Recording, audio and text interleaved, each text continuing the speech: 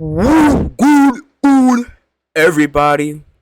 We got Billboard Breakdown Hot 100, February 15th, 2025. I'm the problem. Cry for me.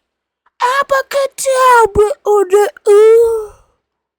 What? Hey there, I'm Mark, in affiliation with Spectrum Pulse, and today is the weekend's album bomb, amongst other things, and it's Billboard Breakdown.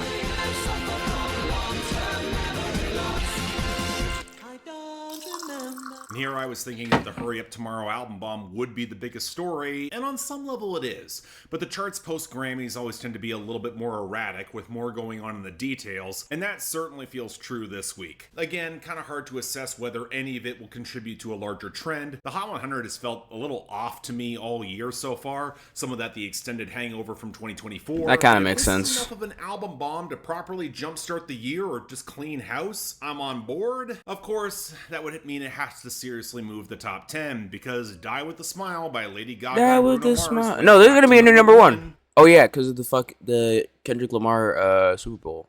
He's going to have the entire top three. I'm not surprised it's holding the top spot with consistent strength in every channel, but it is a woke reminder up that this from sort of a easy dream. listening always tends to stick around on the charts more than anyone really wants. Okay, dude, but it's a good fucking song, so, like, and people want to listen to it, so, like. We do have a challenger. So debuting at number 2. It's just a shame that it's I'm the Problem by Morgan Wallen, which rolled through on huge streaming and sales, with a lack of serious radio being the only reason it didn't get the number 1. I'll save my easy jokes for discussing the song itself, but it certainly looks more sustainable than whatever Travis Scott was doing.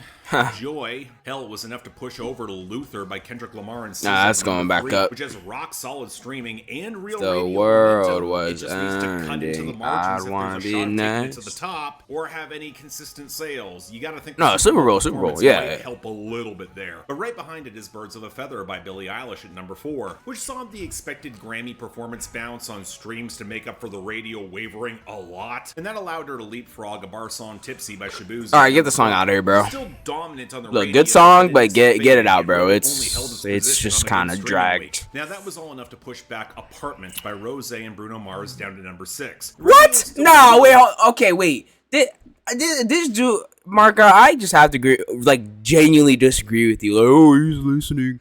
Oh, he's gonna make it. Oh, bro, people actually like the song, bro. People really like the song. Like, I've seen so much love for Die With A Smile, and it is like genuine. Like, people actually like the song, you know? Cause like, what if we had like a true, like, just crazy ballad with big ass names coming through, just going crazy and just doing what they do best, bro, like making good music.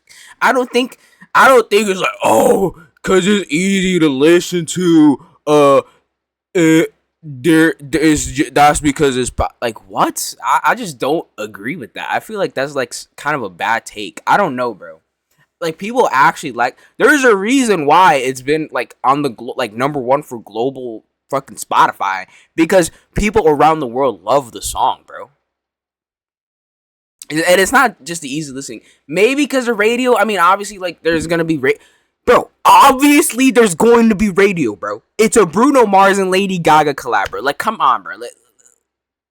Come on, like, don't be stupid. And it's not mainly like, obviously it is easy listening. Like, let's be honest, it's not like fucking Death Grips or whatever. But like, bro, that's not the only. I feel like that's not the only reason. Like, it's gonna stick around because people love the fucking song. You know, like it doesn't really get old, at least not yet. You know. I don't know. I just think that the easy it's not just big because it's easy listen. Like, people actually genuinely love the fucking song. But you know, saw a sharp decline on streaming, a possible sign of losing steam. Maybe he didn't say it. Maybe I misheard. Because like, maybe I misheard. Trace of that because like, bomb from the I feel like that's just such a bad take. With Playboy Cardi going to number 7 off the streams and decent residual radio. Gotta love one of the worst songs on the album getting momentum over Timeless is fire. Anything else. That was enough to push back losers. I didn't listen to the album. I listened to only the songs. It certainly has had one hell of a run. But then we got Beautiful Things. Would make it in this video. Also getting a Grammy performance push to number 9. As if I wasn't sick of this song nearly a year ago. Wait, how is the song still here? No. Wait. How?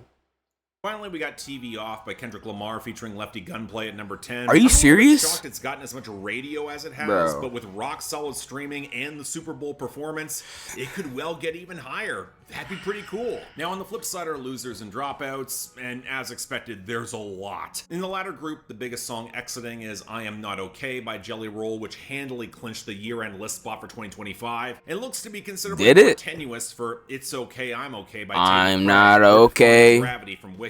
But a full quarter of the Hot 100 lost this week, so let's start off with the new arrivals that aren't getting traction. On the topic of Tate McRae, Sports Car slid to 33, Fat, Juicy, and Wet by Sexy Red and Bruno Mars. Yeah, this is just not hitting. Haunted by Kane Brown. I don't know. This song is just not that good. I'm not gonna lie, bro. Like it's a fun song, but like, it's just not. And Wet by Sexy Red and Bruno also, Mars. like they kind of just fucked themselves with the radio, right? Like, bro, if you have no radio, how are you gonna pay your debts off, man? Come on. Haunted by and no streams either. This guy's just not. That song is just not. From what I've seen, that song is just not getting any streams. By Kane Brown like, and Jelly Roll mercifully fell to 85, and as expected, 4x4 by Travis Scott fell all the way from number 1 to 57. Damn. That might as well be the largest drop off from the top spot in history. Then off the return, Residuals by Chris Brown slipped back to 52. How do you drop more than 6'9"? Expected, lost some gas. Specifically from That's crazy. As the album boost faded for Bad Dreams at 61, and Are You Even Real with Giveon at 78, along with the largest.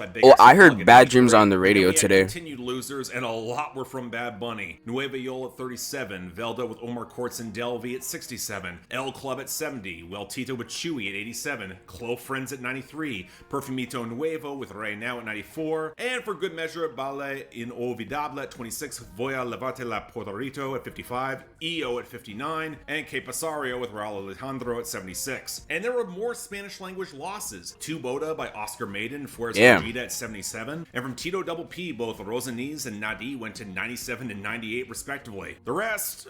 BMF by SZA fell to 42, No Pole by Don Toliver fell to 86, Help Me with Real Boston Richie hit 89, and The Days by Crystal fell to 95. Again, full quarter at the Hot 100. Okay. But what about our I don't really care about those songs. Well, in the former group, outside of Again by Fetty Wap going viral on TikTok for some reason, surging back to 41. I want you to be mine again, baby. Back at 100. The largest story, it is feeling like The Weeknd, with Sao Paulo with Anita clawing back to 43, and he already had the highest game with Timeless. Damn, this guy couldn't even get Sao Paulo to the fucking top 40. That just kind of says like the quality of the song, let's be honest. But it's hard to complain. Wildflower Alice got a boost to 32. Denial Was a River by Doechii surged off the Grammy success to 27. More on her later for the best possible reason. Pink Pony Club by Chapel Roan got a very welcome boost to 18. That's getting in the top 10 next week.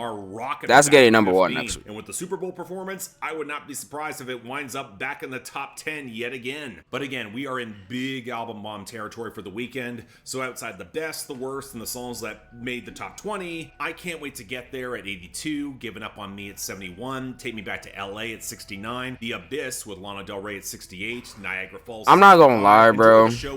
I listened to to like half the album and then I kind of gave up. Travis Scott at 53, very close to being an honorable mention for me, believe it or not. Baptized in Fear at 46, and Wake Me Up with Justice at 45. So wake me up when it's all over. More reasonable, so let's start off with number 96, Love Hangover by Jenny and Dominic Fike.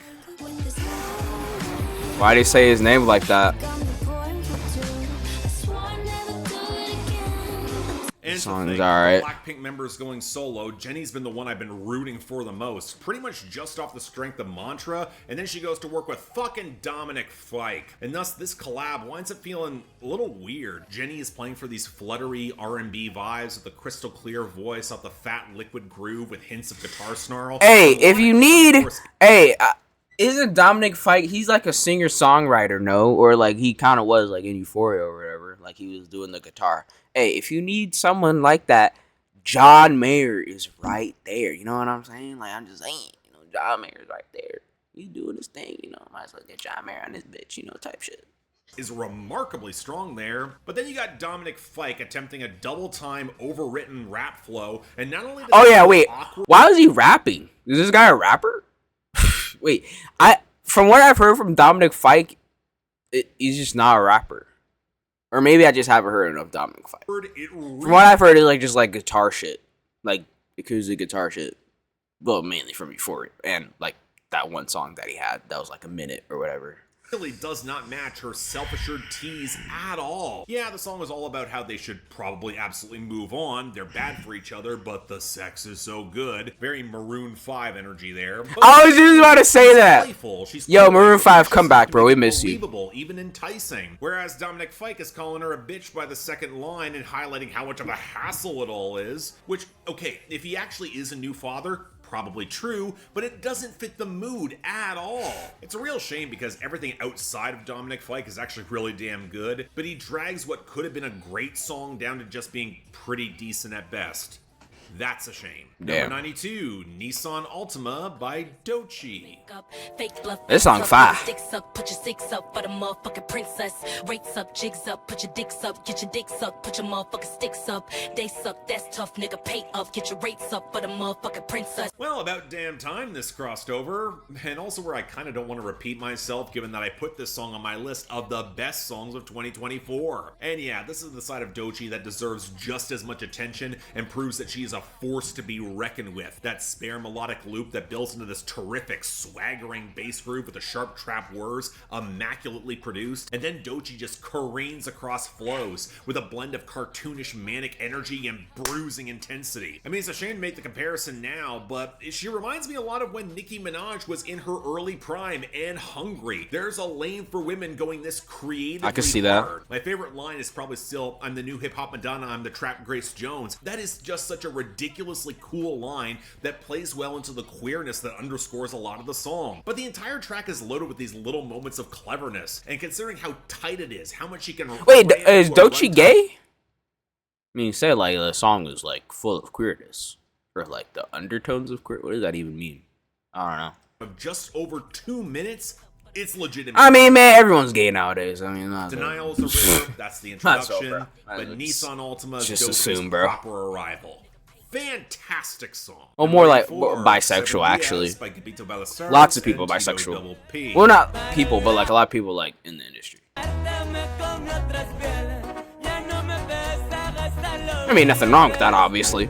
It's just like a There's a part of me observation that's I surprised made. that Tito Double P has sustained so much momentum on his own, where now it looks like his cosign can get more regional Mexican acts to chart. In this case, Gabito Ballesteros. Where the fuck is who is Peso crossover Pluma, bro? This guy just fell off, 2023 bro. outside of one This guy was the person face of this shit, and now he's And just credit to nowhere. him, his smoother voice offers a good contrast to Tito Double T, who's starting to sound damn near cartoonish with the raspy flamboyance, and some of the guitar work off the more robust bass line has some rattling flair, especially after the hook, even if I don't think it makes up for how goddamn canned all the horns sound. But then you translate the song, the lyrics, and you recognize it's yet another post-breakup I'm flexing and sleeping around to prove I don't need you. You know, after a 7-day bender where I called you 30 times, but you totally still need me, stop pretending. And again, it would kind of be funny to imagine these guys are singing to each other, but it's not that. It's just so goddamn obnoxious that any mature gestures at trying to move on, they ring hollow. The larger problem is that I feel like I've heard this template over and over, and this is not one of the better ones. I can't call it good,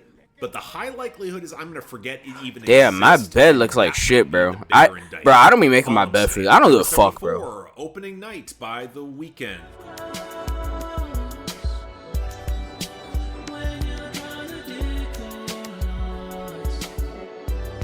So we only got a couple songs by The Weeknd to discuss, and it's a real shame we have to include the worst of the album when the superb Oh, damn. 2-punch closing off the project never hit the Hot 100. But this, look, it's barely even a song. A lot of glossy but ugly classic So, synth yeah, and all sorts it's of fizzy, like an sparkling interlude, effects and basically. phone noises running for about 90 seconds, where The Weeknd is scolding a partner for being emotional and irrational and chronically online, and he's trying to prep for a show, but of course he needs this partner to give him everything he wants. So yeah, no surprise, it's toxic, we get it. But what I find more distracting is how bored and dismissive The Weeknd sounds singing it. If he can't even sound like he cares, why should I? So yeah, no surprise. Bro, this It's little gonna be fucking nobody's piece of hair, favorite bro. album. But you want to What know the might fuck? have a shot to be that favorite? Number 48, Open Hearts by The Weeknd. When I open my eyes, it's never easy. Falling in damn, they really have Aimless all the way out there, bro. That bill is gonna go crazy.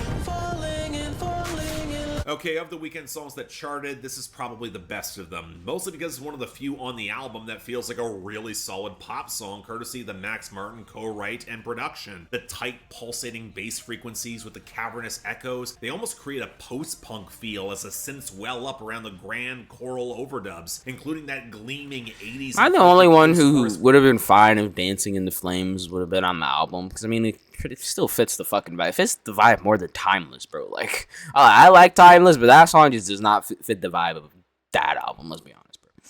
And Dancing in the Flames just fits it more, even though it's pretty basic fucking song. I think Timeless is better than Dancing in the Flames. I feel like Dancing in the Flames just would have been fine on the album. I don't know why he took it off. It's just weird. Breakdown, all describing some heavenly figure that's helping the Weeknd fall back in love away from the chill of his own hedonism, and now it's not satisfying him. Now, is this new for the Weeknd? Of course not. I wouldn't even put it among his best pop songs. It feels like it's missing a bridge, the lyrics are a little bit sparse, but it's also icy and gothic in the right way while not compromising the faster groove. Something Mike Dean apparently did not understand for whole swaths of Hurry Up Tomorrow. But still, great little song, should be an easy pick for an upcoming single.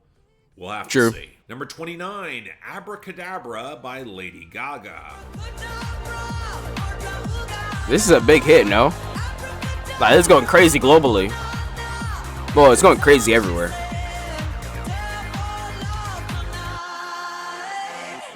Credit to Gaga for launching this around the Grammys. She's really trying to make this album cycle work after Disease really didn't do much, and Die With a Smile is one of the safest songs she has ever been involved with. And yes, I'm including the soundtrack of A Star Is Born in that. Hell, probably even the project's... Man! But okay, so? It's a fucking banger, dude. The fuck? Die With a Smile is a banger. With this sounding like a punchier Born This Way, who cares, bro? With fast, oily house pulse and a heavier bass around the operatic vocals, it is certainly a step in the right direction. Watt and Circuit prevent it from sounding overmixed, glaring right at Blood Pop here, even if I don't love the grinding swell around the post-chorus. And if she is going to make a flagrant throwback, I like one that embraces some of the broad silliness of her peak early years. She's back to singing nonsense on the hook. We're back, people. Now, in this oh man, she really reheated those nachos.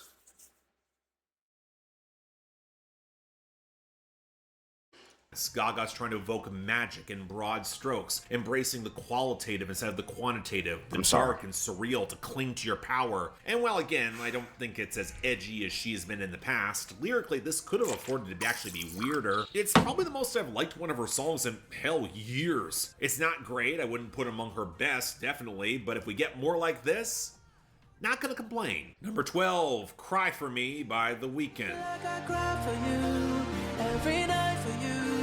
Take it easy on me, baby, cause I tried with you. Saw my life with you, end of time with you.